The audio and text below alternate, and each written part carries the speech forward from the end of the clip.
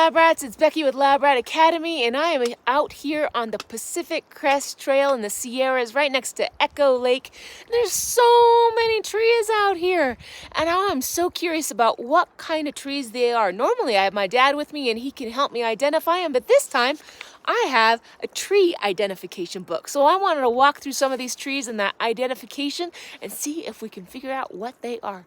Come check it out. So, hey guys, check out this tree that I was seeing along this Pacific Crest Trail. It was so beautiful, so huge. Take a look up into the sky, how beautiful it is. Huge, long, and has these long needles, as you can see up there. Let's look at this book that I have. This is called a California Tree Finder. It's a really old book that I just happened to find in my cabin. And I wanted to take a look at the needles that are on this tree to be able to identify what kind of tree this is. So I'm going to go to the first page. This is really cool how this is. So come take a look. So they have these cool little icons, and it gives you options, 2 options at a time. It says if the tree has needles or scales, go to this sign, or if the tree has ordinary leaves, you know, the flat ones, you go to that symbol. So since it's more like needles, I'm going to go down to this tree-like symbol right here. If the needles are in bundles like this, I'm going to go to that sign, or if the needles are not in bundles, I'm going to go to that. This one's in a bundle of 3, so I'm going to go ahead and go to that bundle down below. If there are 5 needles in a bundle, go to this. If there are fewer than 5, go to that. So I have 3, so I'm going to go to this bundle right here, which is page 7. Page 7. This is so cool. I'm curious to see what it is. Next thing right here, there's that funny little symbol right there. It says if the needles are mostly 4 to a bundle, it's a Pinion pine. And it's not. It actually has 3. It says if there are fewer than 4 needles to a bundle, go to this symbol. Little triangle with 2 eyes. I'm going to go down there. So if the needles are 3 to a bundle, go to that. If they're 2 to a bundle, go to that. So I'm going to go to this little triangle without eyes. If the outermost twigs tend to be thicker than a pencil, I'm going to go to this one. If its outermost twigs tend to be thinner than a pencil, we're going to go to that. The thicker one right here. So if you look up at the tree, again, can you take a look at that? The ends of the branches are really, really thick, all the way to the ends. So that means they're thicker than a pencil. So I'm going to go to page 5. No, page 10. You guys ready for this? I think we're getting close to the end here. And it says if the tree has cones that are 9 inches long and some needles are 1 foot long. Whoa, needles 1 foot long. That's long. That's crazy. That's not that one. So if the cones and needles are not so big, we're going to go to this on the next page. Next page. So here, oh look, we're almost done. It says if the cones feel prickly, if the bark flakes broken off the trunk are yellow on the inside, it's a Ponderosa Pine. If the cones are not prickly, if the bark flakes are gray inside and the tree smells like pineapple, it is a Juniper Pine. I think the easiest way to figure out this one is to see if it smells like pineapple. Let's take a smell. I'm going to stick my nose in between the bark. Oh, wow. That smells amazing. I don't know if it smells like pineapple. It smells like vanilla or maple brown, just sugary sweetness inside of this. I love to walk by these trees. Now I know what it is. It's a Juniper Pine and is only in this area. It actually has a little map of California, little black spots of where it's at. And I'm in the Sierras right now, right at the corner right here at California. So we got one down. We got tons more to go. Let's check out the next one. One more thing. I found a cone right next to this Juniper pine tree. And one of the things that it said on the Ponderosa Pine was that the pine cone was prickly. But I noticed on this one that it still has the stickers on the outside, but they're kind of pointed down so I can touch it without it poking me. On the Ponderosa Pine in the picture, it looks like the little spines are going outward, which would hurt me. And that would be a Juniper pine cone that looks like that with tiny little spikes pointing downwards so it doesn't hurt you. So cool. See you at the next tree. So guys, as I was walking away from this Juniper Pine, I noticed that there were some branches coming kind of to the side of this tree, and I was like, wait a second, somebody may have been super confused about what this kind of tree is if they use these needles to identify this tree right here. So I wanted to see if I could figure out, oh wow, this is attached to a different tree behind it. If you guys look over here, there is another tree directly behind it with these interesting scales all the way down here, even a branch coming down here. So I want to try to identify this right here. What kind of tree is this? It's really beautiful. The bark on the tree almost looks kind of fuzzy and like it could peel off in tiny little shreds. Much different than this Jeffrey pine, which is more like puzzle pieces coming off like this. So let's check out this one. I'm going to start in this book again. Start from the beginning. These needles are way different than the Jeffrey pine needles. They have little scales on them. They're short. So it says if the tree has needles or scales, we're going to go to this.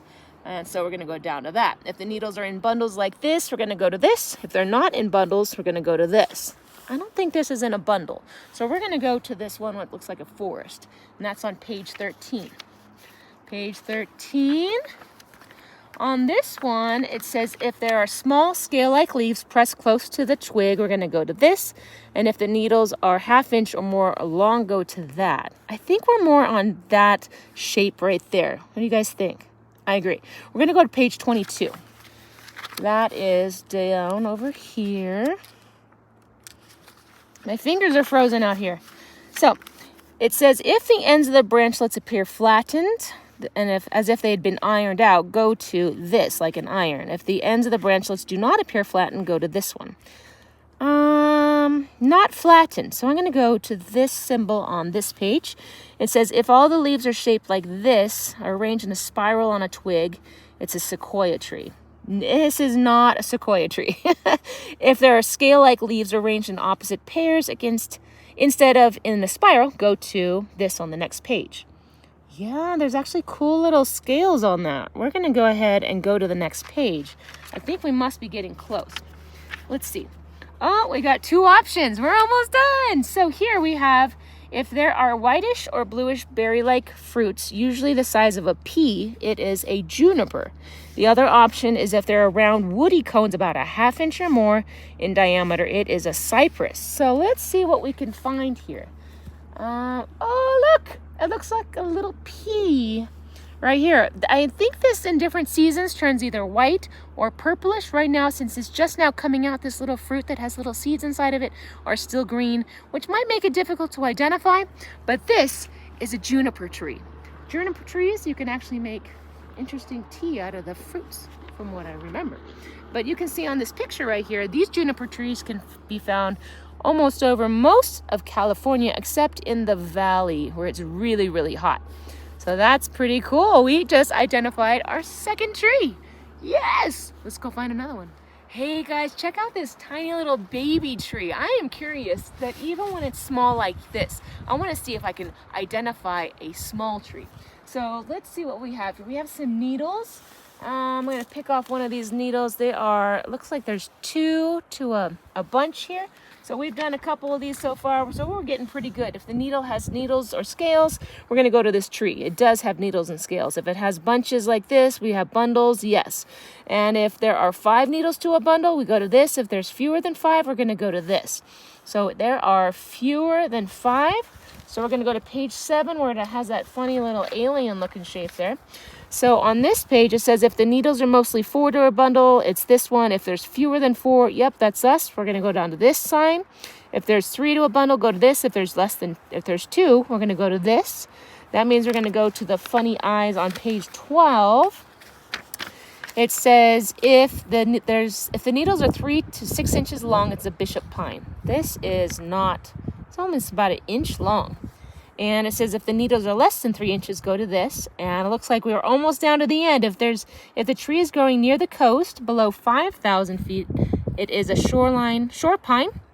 If the tree is inland, it's above 5,000 feet elevation, it's a tamarack pine or a lodgepole pine.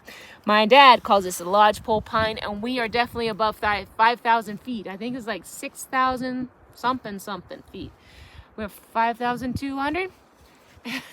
Say it out loud, Mr. Jimmy. 7,300. 7,300 feet. Thank you, Mr. Jamie. So we have our lodgepole pine, also known as a tamarack pine. Very cute. So even when it's small like this, we can still identify the tree. Super cool. You guys ready for the next one? Let's head out. Hey guys, Merry Christmas. This looks like a Christmas tree to me. I love to do Christmas trees with these kind of trees. This, I know off the top of my head, is a fir tree, but I want to find out what kind of fir tree, because it does not have the long needles of the pines that we've been looking at. So as I'm looking at it, it has needles, not flat leaves like the other trees you probably see in the valley. It says if the needles are in bundles like this, we're going to go to this symbol. If the needles are not in bundles, we're going to go to that. This tree does not have bundles of needles. They actually come in one single individual needle as they come off of the branch. It says on page 13, when we get to that symbol of the forest, it says if there are small scale-like leaves pressed close together, it's on that page. If there are needles half-inch or more long, we're going to go to this page. So that's the one we're going to go to on this page. It says if there are sharp needles standing erect, woody pegs, if the older twigs from the branch needles have fallen, look like this symbol, it is a Sitka spruce. This is not that. So that's not a Sitka spruce. It says if the needles and twigs are not like that, go to this symbol on the next page. If the needles end in spines hard and sharp enough to draw blood, let's see. I'm going to squish this. Not drawing blood here. I'm good to go. If the needles cannot draw blood, go to this on page 16. We're going to go to the next page. This is so fun. Okay, so it says on page 16 that if the needles spaces resemble suction cups and you are in Monterey County, it is a, I think I went to the wrong page. That's not 16. This is 16. It's important to go to the right page. It says if the needles end in sharp points, go to this. Not sharp points. If the needles are blunt and rounded, dulled, or notched, go to this on the next page, on page 18. Let me go to the next page. All right, so if the needles are almost notched at the tip, no. If most of the needles are not notched, go to that symbol on this page. I'm going to go to this symbol. It says if the needles narrow to a stalk at the base, go to this on the next page. And if the needles are both thick at the base, round at the top side, you can see that at the end of the needles, they are narrowing down as they attach to the tree. So we're going to go to the next page with that symbol. And it says, if the needles have two whitish grooves on the underside, we're going to go to this. We're going to look at the underside of the needles. If I turn it under, you'll notice that we have a little groove on the underside of it. So we're going to go ahead and figure out what to go from there. It says if there are no whitish grooves, it's a mountain hemlock. I don't think this is a mountain hemlock. So we're going to go to the next page. And we have a couple options here. If the top side of the needles have delicate whitish bands, and if their bases resemble tiny green suction cups, and the cones do not drop whole but fall apart from the tree, it's a white fir. I do not think we have this. It doesn't look like a suction cup as it sticks to the tree. And we're going to go to the second option. It says if the top side of the needles have small groove instead of a band, pulled off needles, and have a bit of twig bark hanging on. I'm going to see if I can pull that off. And, oops, I just broke off. I'm not working it. Let's try again. I'm going to pull. And it looks like some bark came off with the twig. That means we're going to go to the next page to that symbol. So on that symbol, it says if you're in Northern California, which I am in Northern California, it would be a Douglas fir. If you're in Southern California, it would have been the big cone spruce. So this is a Douglas fir. And it actually does have a picture of what the cones would look like right here. Pretty cool. Looks like little rat tails hanging out the sides of each one of the little things on a fir. Super cool. We found ourselves a Douglas fir. Merry Christmas. See you at the next tree. Hey guys, it's getting super windy out here, so hang in there. There's another Christmas tree looking thing, and it's got these short needles like this. So I'm going to walk through this a little bit faster this time. So if the tree has needles, we're going to go to this. If they're bundles like this, no, it's not bundles. So we're going to go to page 13, and we're going to go to that. It says if they're small like scales, no. If they're needles half inch or more, we're going to go to that. If they're sharp needles standing erect on a woody pegs, and the older twigs from which the needles have looked like that, no, it's not a spruce. So if the both needles and twigs do not look like that, we're gonna go to the next page. If the needles end in spines, nope. If the needles don't draw blood, we're gonna go to page 16. A little bit faster this time, right? Let's see how this works. On page 16, if the needles end in sharp points, nope. If the needles are end in blunt, rounded, dull, or notched, go to the next page, page 18. If the needles are almost notched to the tip, no. If the needles are not notched, go to that symbol. If the needles narrow to a stalk at the base, yes. We're gonna go to the next page with this symbol. And then it says, oops, wrong one. It says if the needles have 2 whitish grooves on the underside, we're gonna go to this symbol. And I'm gonna look at the underside and I'm gonna say, yes, it does. If the needles are about 1/2 inch long, it's a hemlock. And they're a little bit longer. If the needles are longer than 1/2 inch, we're gonna go to the next page. If the top side of the needles have delicate whitish band, where is it, top side? Oh, it does. It has a thick band that looks kind of like that. And then if it's that, then it's the white fir.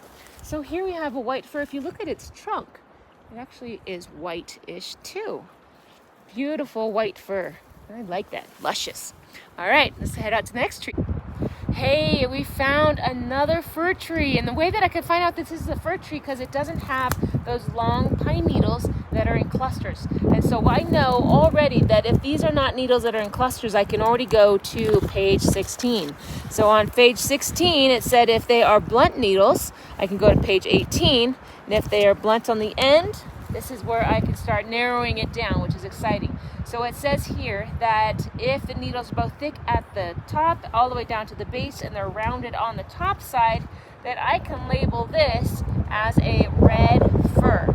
And so it's not a white fir, it's not a hemlock, it is a red fir. And I can actually verify that by the color of the bark on the tree. It's kind of got a reddish tint to it compared to a white fir that has a whitish silvery gray tone to its bark. So we got ourselves a red fir. Woo-woo! Let's find some more trees. Hey guys, I just want to show you a juniper tree come close up. So you can see on the juniper tree that it has this peeling bark like this. It's like furry strips. Almost looks like the hair of a Bigfoot tree. A Bigfoot tree? It's a Bigfoot. This is our juniper. Super amazing and beautiful. Let's keep hiking. Hey kids and parents, whoever is taking this hike with me, I just want to be honest with you, is that trying to identify the fir trees has been actually quite hard to do. So I just found another kind of tree that's a little bit different than the white fir and the red fir and the Douglas fir that we've seen.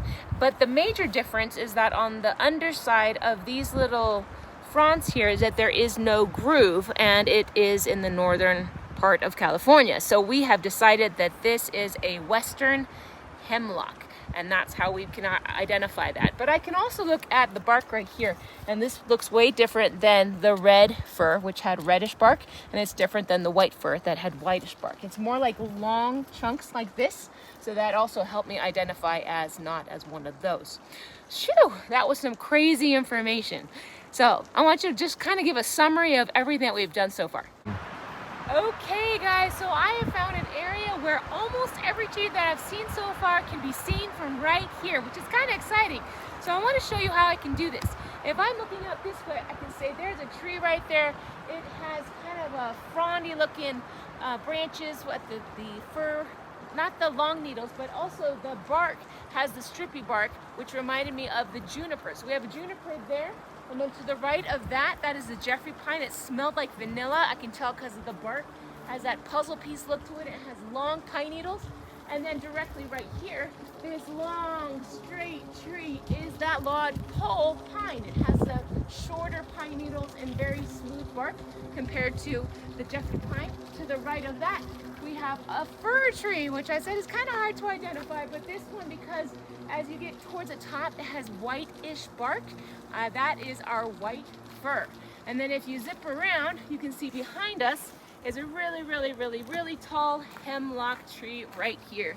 You can see that it has the long strips of these kind of like puzzle piece barks, and then we have the softer fronds of the fir type needles. And then if you actually saw the top of it, you would notice that it actually bends over. If you can see this one on the top up there, You can see almost how it's kind of a flimsy top of that hemlock, some smaller pine noodles at the top, and that is what we have. We couldn't see any Douglas fir in this area or red fir, but that is so much fun. So if you guys ever find a tree identification book, put it in your pocket when you go hiking around and see if you can make it more of an educational hike. Share it with your family, share it with your parents, share it with your kids, and make science fun. I hope you guys enjoyed this. We'll talk to you next time. Bye-bye.